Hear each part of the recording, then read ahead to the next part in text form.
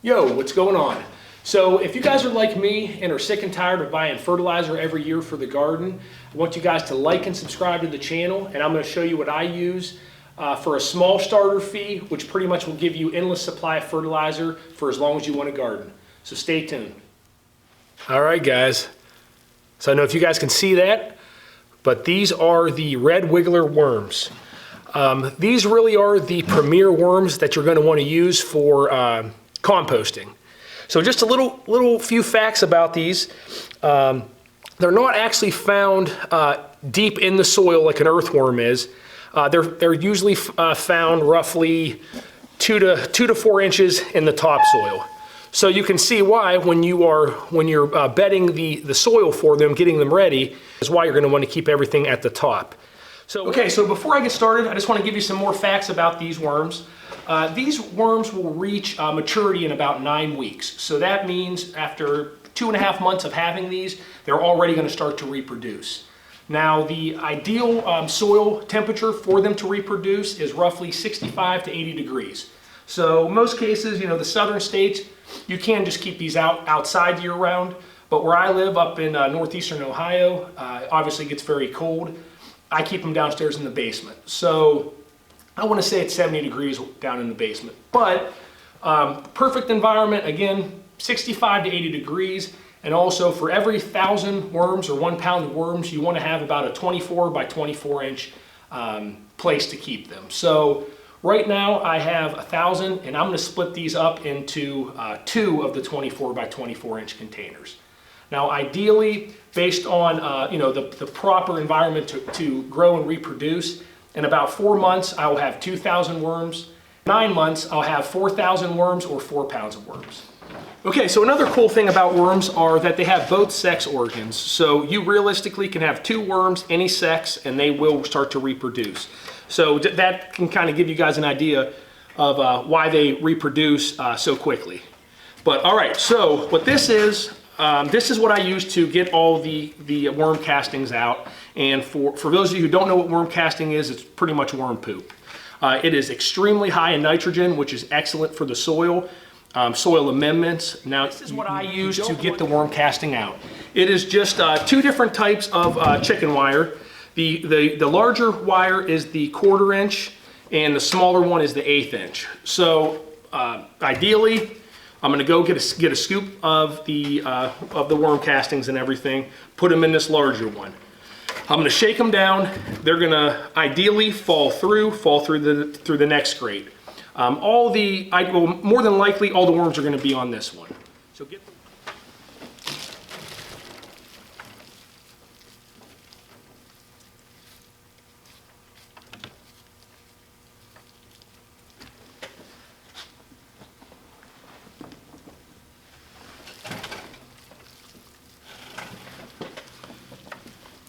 All right, and then with these larger pieces, again, just go ahead and put these to the side. Now, I obviously am doing this outside. I'm using a table. I have a tarp down that I've used before for this, so it does get a little bit messy, but if you take your time, for the most part, it's gonna be all right. I don't know how much you can see on here, but I got a good bit. So we're gonna just shake them.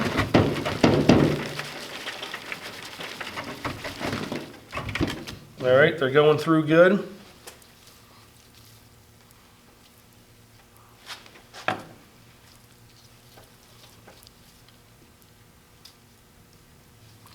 Looks like some of these are actual earthworms.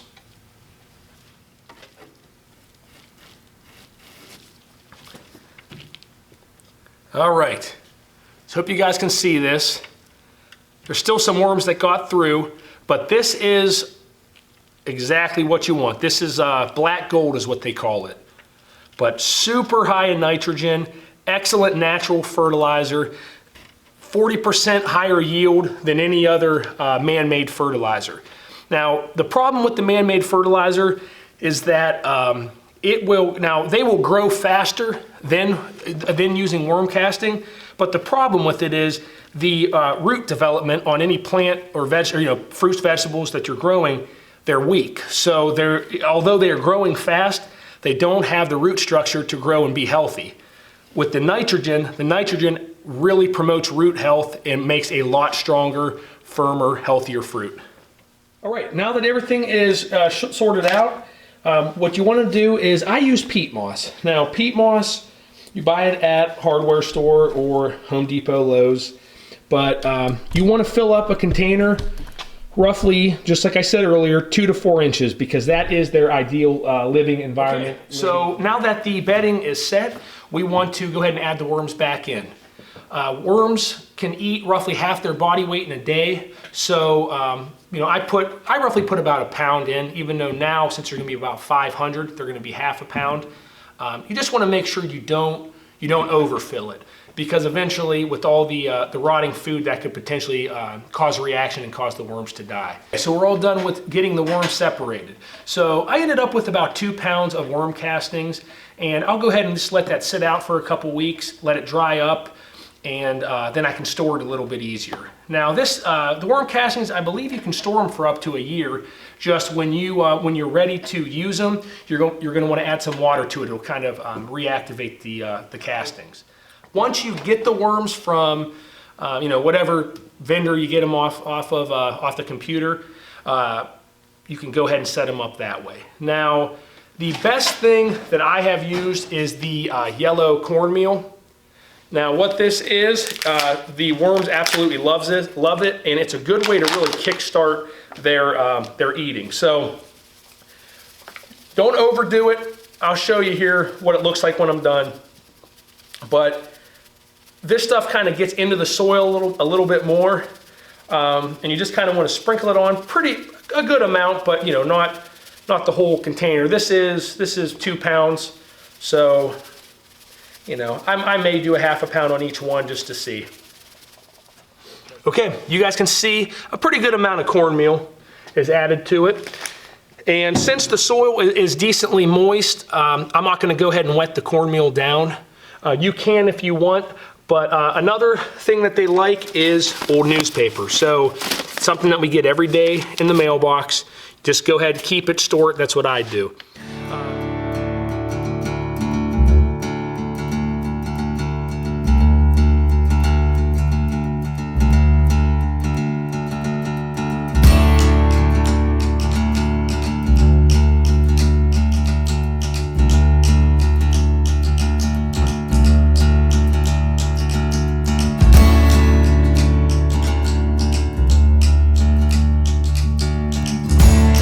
So that is pretty much it.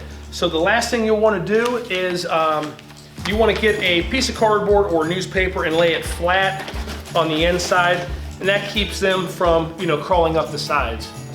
Now another disclaimer, don't be me, don't do what I do.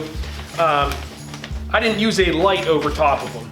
Now when you first get them, that's when they're most likely to try to escape.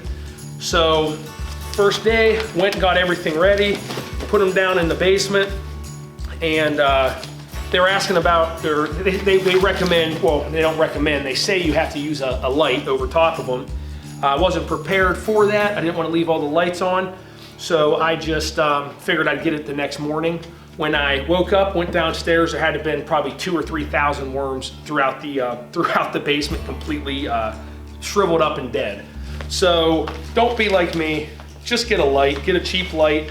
I use LED because you're going to keep them on, you know, during the nighttime hours. And again, another important thing is these things only eat and reproduce when it is dark. So you can have a little light over top of them, and how that works, if they do get on top of the cardboard, they're going to see that light. It's going to trick them to think it's the sun. It's going to go back in.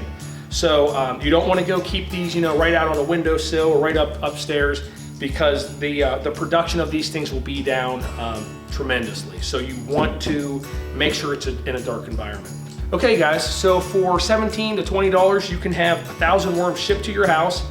So give them about 2 to 4 months to when you get the worms up and running. That's when you're gonna start to get some of the castings.